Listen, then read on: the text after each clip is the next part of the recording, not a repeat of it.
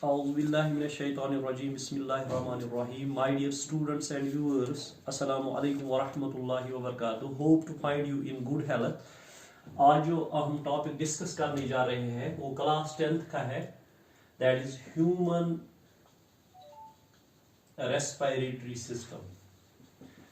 Respiratory system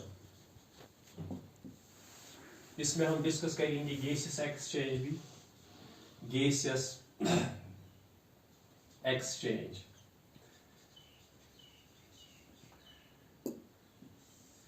In humans. पहले हम देखेंगे जो ह्यूमन रेस्पिरेटरी सिस्टम है ये किसका बना हुआ होता है. इसकी आउटलाइन हम बनाएंगे जिस तरह नोज के बाद नोस्ट्रिल्स के बाद नेजल केविटी के बाद दैट इज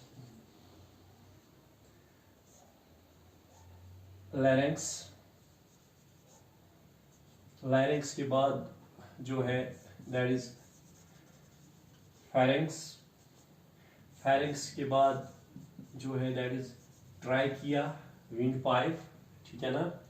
ट्राइकिया के बाद जो आता है ब्रोंकस या ब्रोंकाई प्लूरल, ब्रोंकी के बाद ब्रोंकियोल्स.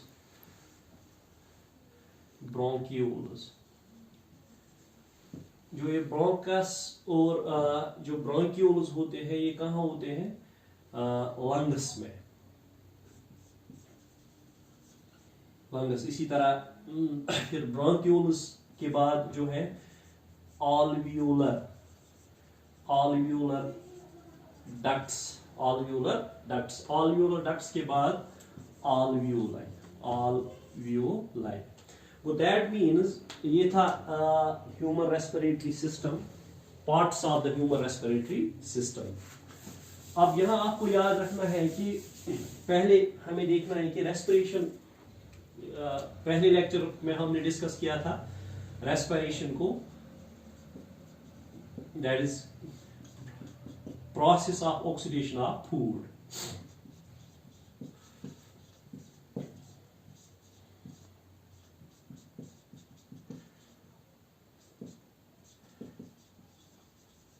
देखो बेटा, यहां आपको याद रखना है कि जो ये फूड होता है किन में होता है, सेल्स में. पहले आपको देखना है कि जो एयर जाता है, जब एयर अंदर जाता है, लंग्स जो है साइज में इनकी डिफरेंस होती है. लंग्स की जो लोकेशन है वो चेस्ट केविटी में होती है, चेस्ट केविटी, और it is also called as thoracic cavity, ठीक है ना. और यहां एब्डोमिनल केविटी, ठीक है ना. Thoracic cavity. और जो लंग्स के इर्द गिर्द जो होते हैं वो होते हैं that is rib cage, and they are surrounded by muscles. और लंग्स में भी जो इसके इर्द गिर्द ये थिन वॉल्ड होते हैं, इसके इर्द गिर्द जो मेम्ब्रेन होता है दैट इज कॉल्ड एज पेल्यूरा. अब यहां आपको याद रखना है कि जो चेस्ट केविटी या थोरेसिक केविटी और एब्डोमिनल केविटी है, इनके बीच में डायाफ्राम होता है, डायाफ्राम, ठीक है ना. अब मैकेनिज्म आपको इस तरह याद रखना है, when air is taken in, हवा चला जाता है through respiratory system, that is nose, इसके बाद नोस्ट्रिल्स के बाद नेजल केविटी के बाद जो ट्राइकिया है या लैरिंक्स, फेरिंक्स, फिर ट्राइकिया के बाद ब्रोंकाई के बाद ब्रोंकियोल्स के बाद चला जाता है alveolar ducts के बाद, इसके बाद चला जाता है alveoli में. When air is taken in, अब मैकेनिज्म आपको इस तरह याद रखना है, when air is taken in, जो डायाफ्राम है और मसल्स अटैच टू रिब्स है, मसल्स अटैच टू रिब्स है, क्या होता है? Contraction of diaphragm and muscles attached to ribs. ठीक है ना? इससे क्या होता है, जब डायाफ्राम और ये मसल्स कंट्रैक्ट होते हैं, चेस्ट केविटी जो है, चेस्ट केविटी जिसमें लंग्स होते हैं, चेस्ट केविटी का वॉल्यूम जो है, volume gets increased, volume gets increased. ठीक है ना? जब वॉल्यूम इंक्रीज होगा तो प्रेशर क्या होगा? चेस्ट केविटी में प्रेशर जो होगा डिक्रीज होगा, pressure decreases, pressure decreases. So that means when air is taken in, diaphragm और जो muscles attached होते हैं रिब्स के साथ, उनकी contraction होती है और chest cavity का जो volume होता है वो increase होता है और pressure जो होता है pressure gets decreased, pressure gets decreased. इस decreased pressure से क्या है, जो बाहर वाला हवा होता है इसमें जो pressure होता है वो increased होता है।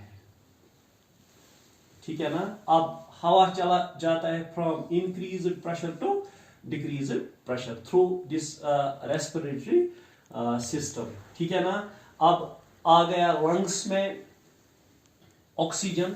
ठीक है ना? Now the oxygen is taken in when we inhale air, ये चला जाता है लंग्स में। लंग्स में क्या होता है? आल्वियोलाई, आल्वियोलाई में जो कंसंट्रेशन है ऑक्सीजन की वो ज्यादा होती है। आल्वियोलाई जो है, आल्वियोलाई के इर्द गिर्द जो आल्वियोलर सैक्स है, आल्वियोलर सैक्स है, they are covered by the blood capillaries, blood capillaries. अब जो ये ब्लड कैपिलरीज है, ब्लड कैपिलरीज में ब्लड होता है। नाउ ऑक्सीजन, ब्लड में जो ऑक्सीजन होता है वो कम होता है।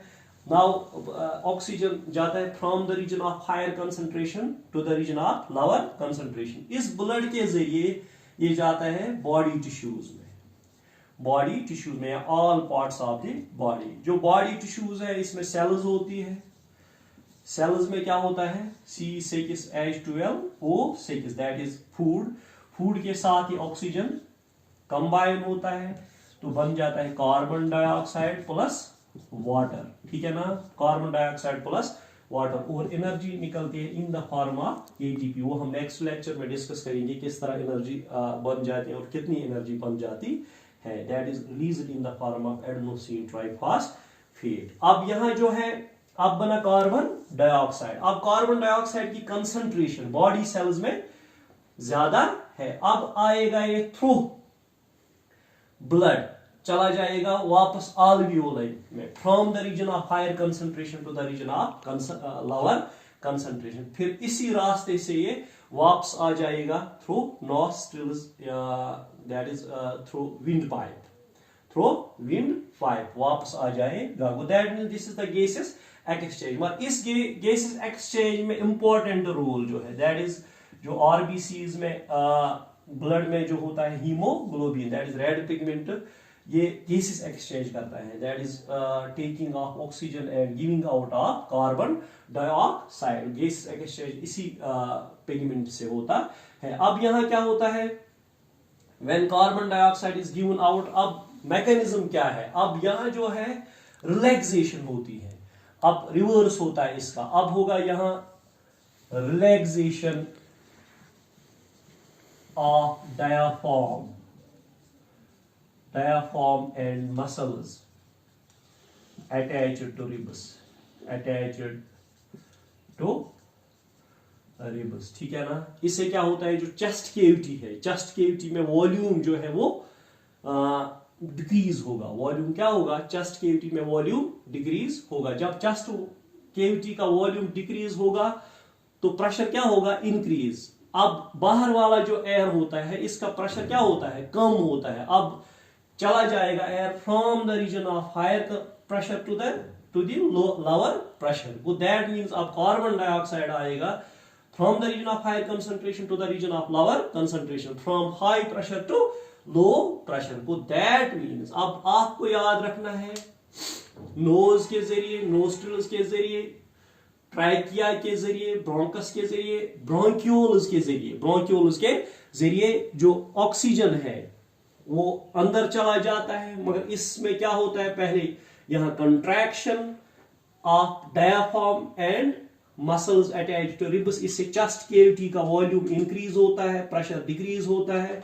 बाहर का जो हवा होता है उसका प्रेशर ज्यादा होता है, वो हाई प्रेशर से लो प्रेशर की तरफ चला जाता है। और जो रिवर्स में से फिर कार्बन डाइऑक्साइड जब ऑक्सीडेशन होती है, इस ऑक्सीजन से जो बाहर से ऑक्सीजन अंदर चला गया, इससे क्या होता है, ये कंबाइन होता है फूड के साथ, वहां कार्बन डाइऑक्साइड बना, फिर वो आ जाता है from the region of higher concentration to the region of lower concentration. इसमें अब आपको एक बात याद रखनी है कि जो गैसेस एक्सचेंज इन ह्यूमंस होता है during the process of respiration, अब या ब्रीदिंग भी हम इसको बोलते हैं, इनहेलेशन एंड एक्सहेलेशन, ये किस प्रोसेस से होता है, ये किस प्रोसेस से होता है। यहां आपको याद रखना है कि जो ऑक्सीजन अंदर चला जाता है और कार्बन डाइऑक्साइड बाहर चला आ जाता है, ये होता है by the process of diffusion, ये आपको याद रखना है। और जो पार्ट थर्ड है रेस्पिरेशन है, वो नेक्स्ट लेक्चर में हम डिस्कस करेंगे। Stay home, stay safe and stay blessed.